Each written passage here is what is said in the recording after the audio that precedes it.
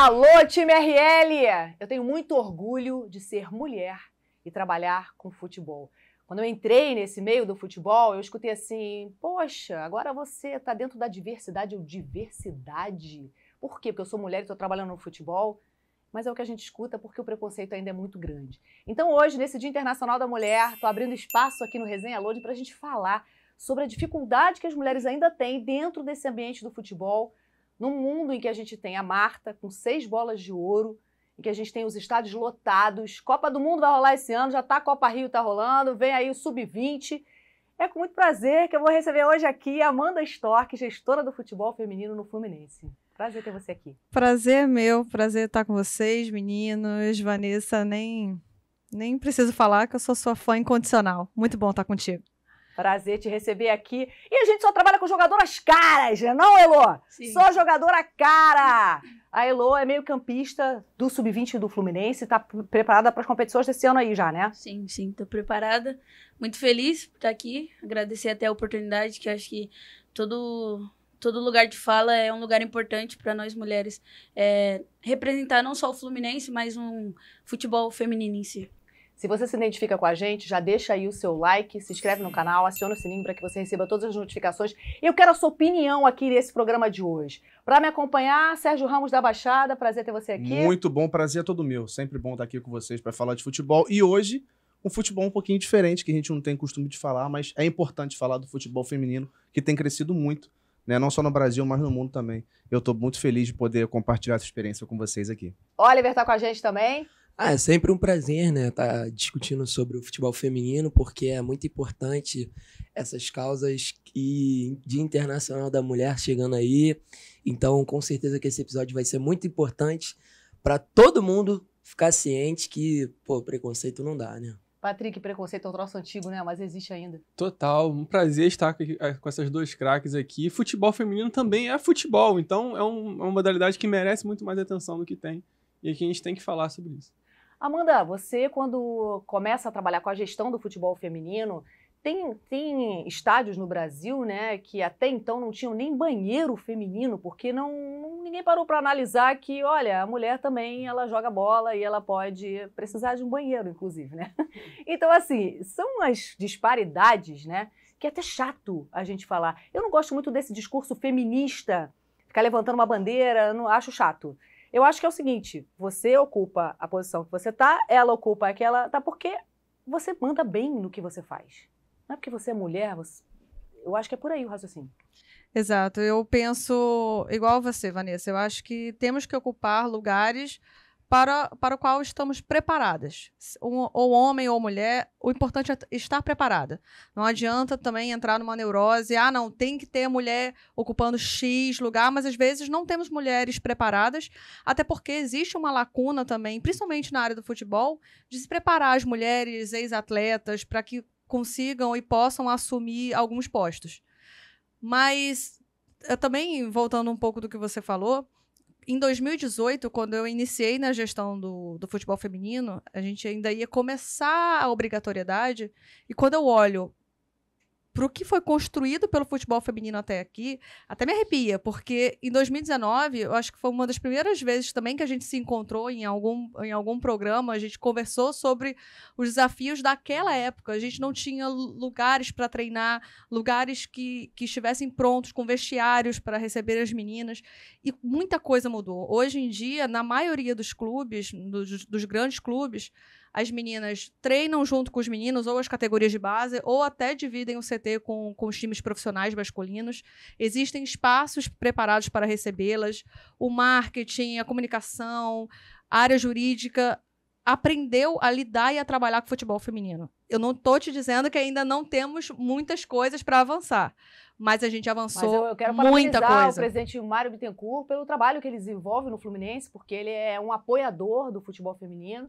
A gente tem esse apoio também dentro de muitos clubes do Brasil. Então, assim, a gente tem que reconhecer que é um processo, é lento, né? Mas eu acho, Elô, que você hoje vive um momento único que as meninas lá atrás, quando começaram a jogar na seleção, que não tinha nem uniforme, jogava com calção que era do masculino e enrolava aqui, porque não tinha, né? Pela primeira vez, agora, recentemente, a seleção teve um enxoval completo feito para as meninas. Quer dizer, olha quanto tempo se levou até isso, né? Sim, eu concordo com a opinião das duas, mas eu acredito, como atleta, que talvez eu tenha que ocupar um espaço e trabalhar na minha carreira para outras meninas que vêm de outras gerações pegar um cenário talvez muito melhor do que eu já peguei antes na minha carreira. E isso eu digo que, como a Amanda pôde falar aqui, é que a gente, como futebol feminino, evoluímos muito e até a mulher na sociedade já evoluiu muito, mas que a gente pode chegar num patamar muito maior e que cabe a mim como mulher e como uma pessoa que representa outras mulheres dentro da sociedade, trabalhar para que outras meninas tenham oportunidade que talvez não tenha chego na minha época de uma forma mais... Mas sabe o que eu já observo, Elô? desenvolvida. Que eu vou levar meus filhos no treino, o time feminino do PSG, onde eles treinam, já está jogando antes deles e eu vejo muitos pais que levam sua filha pelo braço e que antigamente isso não existia, porque os homens têm ainda esse preconceito e que hoje está sendo vencido pelo talento das meninas. Eu tava lembrando de uma coisa aqui, Vanessa, ligado nisso que você falou. Eu estive no Museu do Futebol em São Paulo, lá no Pacaembu. Também foi muito maneiro. Aconselho, tá? Recomendo. Muito maneiro. E eu tava vendo umas fotos muito antigas, da década de 50, 60, com mulheres jogando futebol. A pergunta que eu tenho para fazer para vocês é assim, vocês acham que vocês já ganharam um espaço suficiente ou tem muita coisa para fazer ainda? Vocês acham que já... Essa Soltou pergunta, até um essa pergunta é sorrisinho. muito masculina. Soltou até um Tem sorriso. muito espaço, Guilherme, não é, Amanda? Fala pra gente aí. O nosso treinador lá no Flu, a Ilô sabe bem, o Hoffman Túlio, ele fala uma frase para as meninas que eu passei a adotar, que é: sejam gratas, mas nunca satisfeitas. A gente não pode não agradecer e não olhar para trás e não sorrir ao ver o quanto que a gente avançou. Mas a gente ainda tem muita coisa para avançar. E eu não falo nem apenas de valores. Não, temos que ganhar o mesmo salário. Não é de valores, é sim de oportunidades. Para que mais pessoas conheçam a modalidade, mais pessoas assistam aos nossos jogos e entendam que as meninas também têm talento, que elas também sabem. Se não, os um estádios gol não de estariam placa. lotados. Né? Você vê, eu fiz a primeira edição do Narra Quem Sabe, que foi nos canais Fox Sport, que era a oportunidade das meninas narrarem pela primeira vez na história da televisão o futebol. E, de repente, 300 se inscreveram. Segunda edição, 350 se inscreveram. Quer dizer, onde essas mulheres estavam? É a mesma coisa no futebol. As meninas, elas querem jogar bola, mas às vezes falta time, falta campeonato. E agora eu acho que com essa obrigatoriedade dos clubes de ter um time feminino, é ruim isso, né? Mas foi o jeito que a gente encontrou de... Eu não gosto de falar em obrigatoriedade, eu gosto de falar a oportunidade do futebol feminino. A oportunidade do mundo conhecer esse produto, que para mim é a última grande fronteira do futebol. Porque o futebol a gente já não tem mais onde avançar, né? Cada ano, técnica, tática, equipamento, GPS. Qual era a última fronteira? Era o futebol feminino. Um novo produto aí que atrai tá bombando. atrai audiência. E você tem, talvez, produtos que jamais estariam num canal esportivo anunciando por conta do futebol feminino. Fala. Sim, é muito importante, por exemplo, uma menininha que vai treinar no PSG.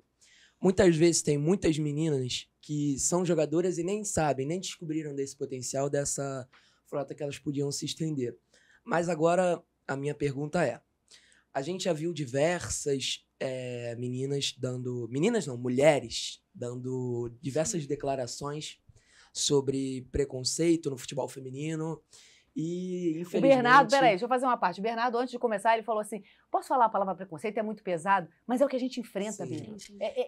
Tipo, eu brinquei com o Guilherme aqui na pergunta dele, é porque, assim, o mundo é tão machista que, às vezes, vocês não se dão conta, porque vocês também cresceram nessa educação. É difícil mesmo.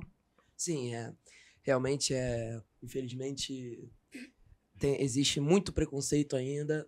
E eu queria saber, Elô como jogadora e Amanda como gestora, como que para vocês enxergam esse preconceito e se tem alguma forma de titubeá-lo, alguma coisa assim, porque infelizmente é muito frequente.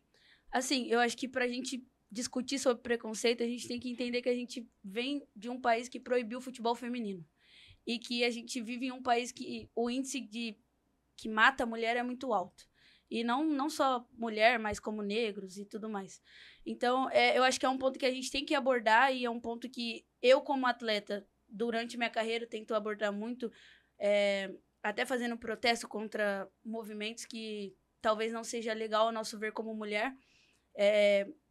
Eu já estive num clube onde o gestor, tipo, falou que a gente não deveria estar lá e tudo mais, e a gente entrar outro dia em campo e fazer protesto contra isso. Então, eu acho que dentro da sociedade isso já está enraizado e a gente já nasce com pensamentos machistas inserido dentro da nossa sociedade. Talvez eu acho que a falta de educação seja o ponto. Claro que tem pessoas egoístas, mas eu acho que a falta de educação, você ser leigo e não aceitar a informação, eu acho que é o maior problema que tem dentro da sociedade em si, mas que o futebol em si, o esporte em si, é representação da sociedade. E a gente, como país, como Brasil, mas falando como mundo em si, como ser humano, eu acho que a gente tem muito a evoluir, tende muito a evoluir, só que eu acho que o problema em si está na educação e até que ponto você está aberto a receber a informação. Pior surdo é o que não quer ouvir, né? Isso aí, Patrick. Eu acho que a Lola trouxe uma coisa muito importante, que é o fato de que o futebol feminino foi proibido no Brasil durante muito tempo, e durante muito tempo as mulheres jogaram futebol de forma clandestina no país.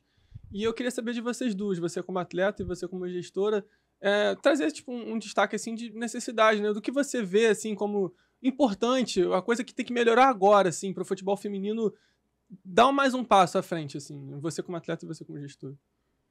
Uma tecla que eu sempre bato, eu acho que uma das maiores dificuldades e onde a gente tem que melhorar, digamos assim, é no desenvolvimento ou no melhor desenvolvimento do futebol feminino de base. As meninas ainda Não começam... tem base para todas as categorias, tem? Não, né? As meninas começam a jogar bola muito tarde. Quantos anos você começou a jogar? Eu fui nova porque eu joguei com os meninos. Foi.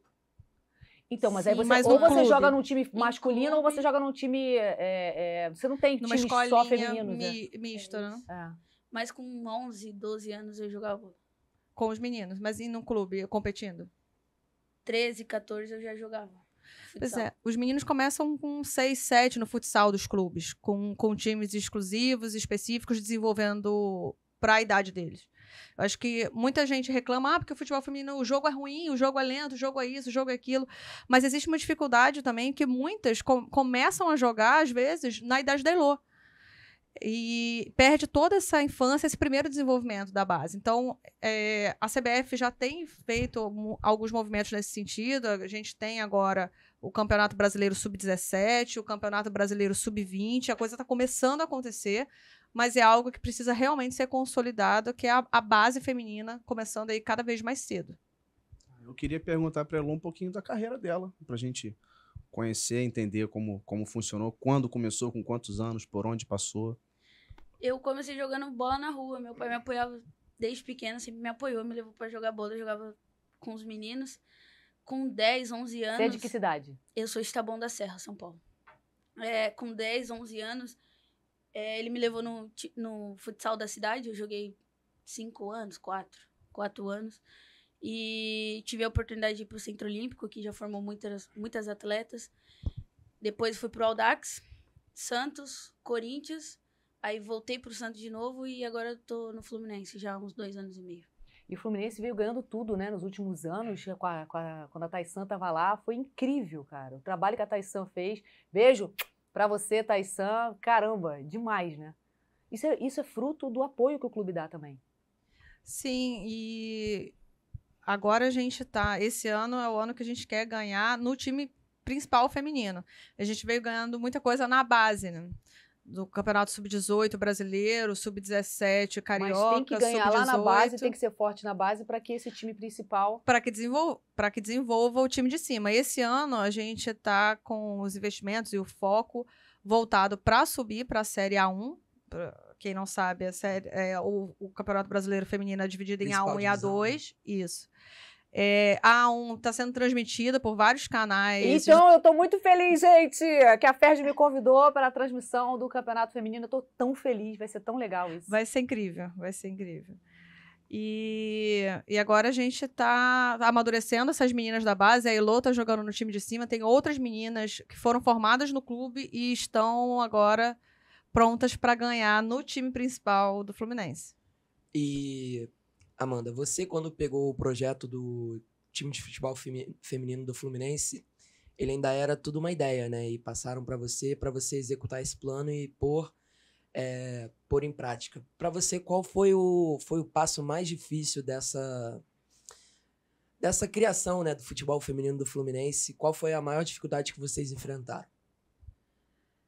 Para mim tudo foi difícil, porque eu não era do futebol feminino, eu não conhecia de futebol feminino. Na verdade, graças a Taysan, que a Vanessa bem mencionou, foi a pessoa que eu falo que ela me trouxe o mosquitinho do futebol feminino para me morder. A Taysan, ela tinha um projeto que era Daminhas da Bola, e ela foi crescendo tanto, a gente se conheceu quando eu fui fazer o projeto da Copa do Mundo, 2018, pelos canais Fox Sports, que era a transmissão do Narra Quem Sabe, que era a primeira narração feminina. Daí eu conheci a Amanda, conheci a Taysan, e a Taysan fez esse trabalho fantástico no Fluminense, né? Sim, porque na verdade eu era do marketing, trabalhava já no Fluminense, passaria a ser obrigatório o futebol feminino, e me pediram para fazer o departamento. Eu não sabia nem por onde começar, porque eu não conhecia nada. Eu só sabia que a Marta era 6 vezes melhor do mundo. Era a única coisa que eu sabia de futebol feminino.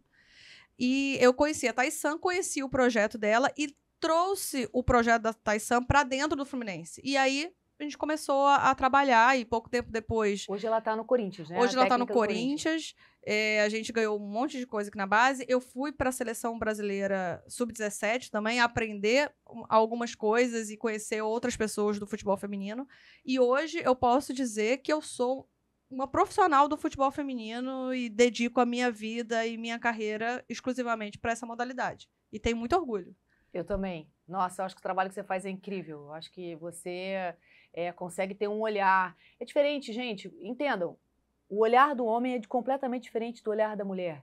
São necessidades diferentes. São situações completamente... É completamente diferente. Eu lembro do Zé Roberto, que treinou a seleção de vôlei masculina e a feminina. Ele falou, os times respondem completamente diferente. E é isso. Ele tem 2 times vitoriosos, um masculino e outro feminino, mas a resposta é outra. É diferente. É isso que a gente precisa entender. A diferença que existe. São seres humanos muito diferentes.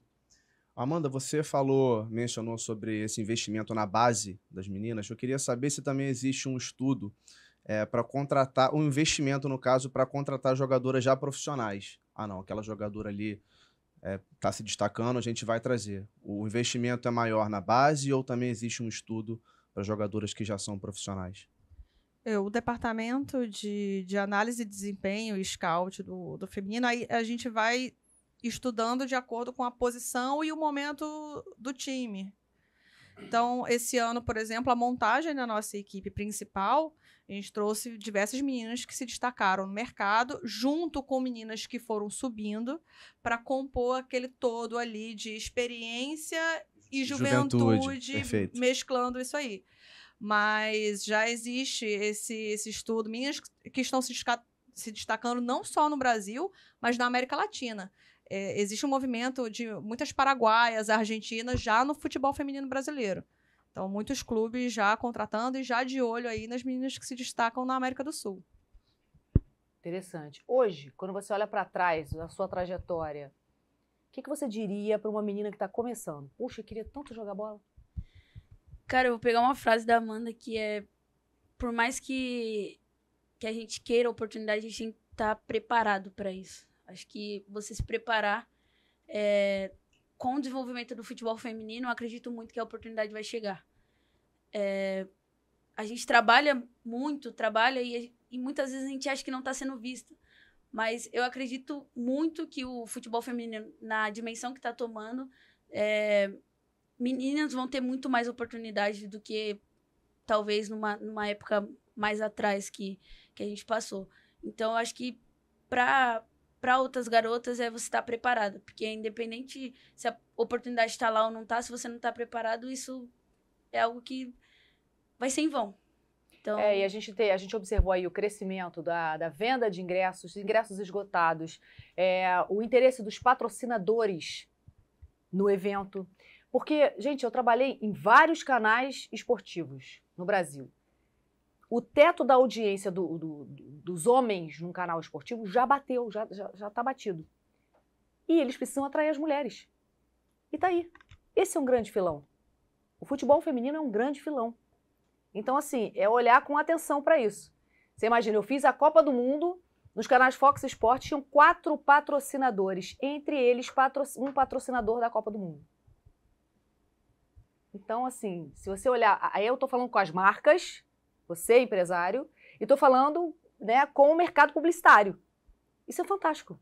Amanda, isso é fantástico. E existe uma outra vertente que começa a se abrir para o futebol feminino, que é a venda de atletas. Esse ano a gente teve a venda da Adriana, saiu do Corinthians, foi para o Orlando Pride, foi o equivalente a $100 mil de venda. A Luane, que foi formada aqui no Fluminense, foi vendida pelo Grêmio também para um time americano, cerca de $50 mil, segundo noticiado pela imprensa. A Linda Caicedo, que é um fenômeno, é uma colombiana, foi vendida para o Real Madrid por mais de €200 mil. Então, o mercado começa a olhar com mais carinho também para a venda de direitos econômicos de atletas mulheres. E isso só tende a crescer. Não tem mais como voltar atrás. Não tem... Em 2018, quando iniciei o projeto, eu ouvia muita gente falar assim... daqui a pouco esfria, daqui a pouco deixam pra lá essa história de futebol feminino, nunca vai chegar a nada. Eu ouvi algumas pessoas falarem, você tá doida de sair do marketing, você já tem uma carreira consolidada no marketing do Fluminense, por que você vai fazer isso? Daqui a pouco ninguém vai mais querer saber disso. E aí os anos foram passando e a coisa só foi evoluindo e só vai evoluir mais, não tem mais como voltar atrás, não vai voltar. É exatamente a sensação que eu tenho. Não tem como. E, na verdade, o que a gente quer não é um clube da Luluzinha, não. A gente quer ocupar espaços porque nós temos categoria, nós temos conteúdo, nós temos habilidade em campo, né? Na gestão também, para ocupar esses espaços. Então, eu acho que é um caminho que a gente tem ainda muito longo. Por isso eu dei uma risada lá na pergunta do Guilherme no começo, porque é um caminho muito longo ainda. A gente tem muita coisa para realizar ainda. Então, se você está com a gente aí, deixe seu comentário, acione o sininho, compartilhe esse conteúdo. Eu quero saber a sua opinião, é importante que você deixe a sua opinião aqui para a gente, seu comentário é fundamental. E eu acho que é isso, né? A gente tem uma longa estrada ainda pela frente, mas sabe o que me deixa mais tranquila? Chegar no treino e ver que os pais estão levando as meninas no treino, chegar no Museu do Futebol, como o Guilherme falou, e a primeira exposição era do futebol feminino, então os meus filhos, essa geração que hoje tem 10 anos, os meus filhos, eles nem sabem que um dia a mulher foi proibida de jogar. Eles chegam no treino, o que eles veem hoje? Tem menina treinando, elas jogam pra caramba, o PSG ganhava tudo também. E chega no Museu do Futebol, primeira exposição, futebol feminino. Então, para eles, e a Marta tem 6 bolas de ouro. Então, essa geração já vai ver diferente. Eu acho que é nisso que eu aposto, Amanda. E essa geração liga a TV e vê nos canais passando os jogos. As pessoas começam a comentar na praia, porque passa o reprise também dos jogos das meninas na A1. Então, nos bares, você começa a ver as pessoas comentando. Liga em outros canais, está passando a Champions feminina ou a Premier League feminina. Então, o mundo começa a despertar. Acho que é o despertar do futebol feminino. Pra gente fechar, qual o teu sonho, Elo? Seleção brasileira. Seleção brasileira. Acho que representar um país que talvez não esteja, como um termo de preconceito e tudo mais, eu vestir a camiseta da seleção, talvez eu esteja representando mulheres que não teve oportunidade de estar onde vai estar no futuro, ou talvez sair para fora do país, vestir camisa de clubes grandes fora do país, mas seleção brasileira. Eu acho que hoje não precisa mais sair do país para ser vista na seleção, porque os campeonatos, você tem um número maior de campeonatos, a regularidade de vocês é maior jogando, então a nossa treinadora Pia Soundhug consegue olhar e falar, opa, tem uma menina ali talentosa ali no Fluminense, vou chamar essa menina. Antigamente não, só olhava para fora do país, porque quem estava aqui não tinha campeonato para jogar. Jogava 3 meses no início do ano, mais 3 meses no final do ano. Então assim, eu tenho essa certeza de que a gente está começando um lindo caminho, tem muita estrada pela frente, mas já está dando muito certo. Então, para você que é fã do futebol feminino, como eu sou também, para você que quer ir lá e ver a categoria dessas meninas, assiste. Depois você vem falar comigo. Prazer ter vocês aqui. Obrigada, viu? Obrigada. Prazer, gente.